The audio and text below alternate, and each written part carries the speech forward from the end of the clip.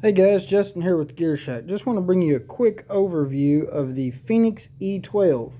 It is a single AA light with a simple tail switch for on-off and mode cycling. You click it on and then you give it a half momentary press to cycle through the modes. So 3 simple modes, no extra strobe, flash, and disco modes. It includes in the package a single alkaline battery. It can also run on a nickel metal hydrate like the Panasonic in-loop batteries. Or I've also got the real nifty Fenix rechargeable AA's that have a built-in micro USB port. So pretty sweet little light.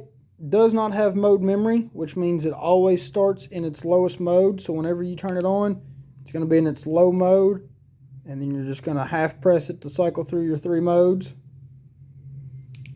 I really like it not having the mode memory on this particular application because it is a small convenient light.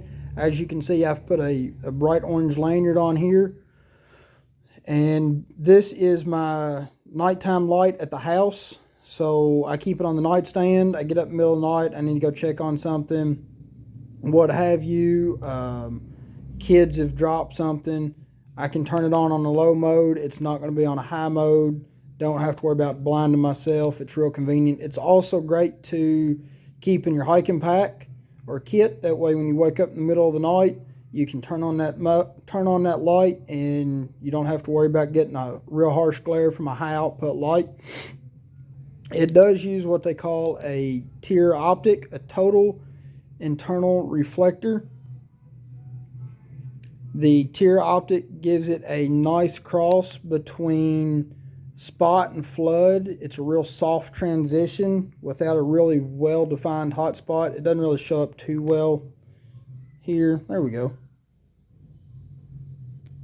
Let's see. Let's lock that right there. These don't accurately portray exactly the brightness of it, but it does a good job at showing the beam pattern. So as you can see, you've got a good floody pattern there. It's not going to give you much distance, probably 35, 40 yards on its highest setting. I don't really worry about the high settings. I use those momentarily. Like I said, I more really like this light for the fact it always starts in low mode. I like to have a light with that capability. You do have a 2-way pocket clip, so you can either clip it in your pocket this way, bezel down, or bezel up.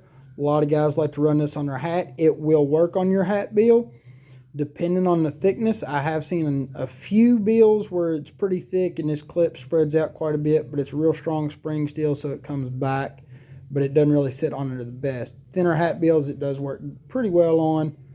Personally, though, I still just use a headlamp, but it will pull double duty. So great little light. It's going to run you about $30, give or take a few. I don't remember exactly what the MAP price is on this, but it's going to run you about $30 neighborhood, and then the battery is going to run you about $10 neighborhood. So there's a quick overview on it. Like I said, I really like the little light. You've got, let's see, I believe I've got the runtime charts in my book for this. Yeah, so the E12, the 3 modes you've got are going to be 5 lumen low mode for 70 hours, a 30 lumen medium mode for 13, and 160 lumens for 1 hour. And as you can see, here's your runtime graph. So your 5 lumen mode is pretty straight and consistent to that 70-hour mark before it tapers off. Your 30 lumens, pretty consistent until probably looks like maybe the 8-hour mark thereabout before it drops off and then dies at 13.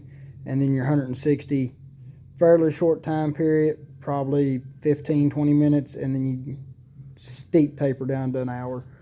So there's the overview on that. They do also have the E20, which is the same light but in a 2AA configuration. If I had one in stock right now, I'd give you that as well, but you've got eco is 200 hours, and then low is 93 hours, 11 hours on medium, and 3 hours on high. And there's your outputs on those. So the E20 is a great companion if you're willing to have a light just a little bit longer. Everything else on it is identical. Body diameter, head diameter, clip, the whole 9 yards operation. It's just got one extra battery. So there you guys go. Thanks. Keep your knives sharp and your batteries charged.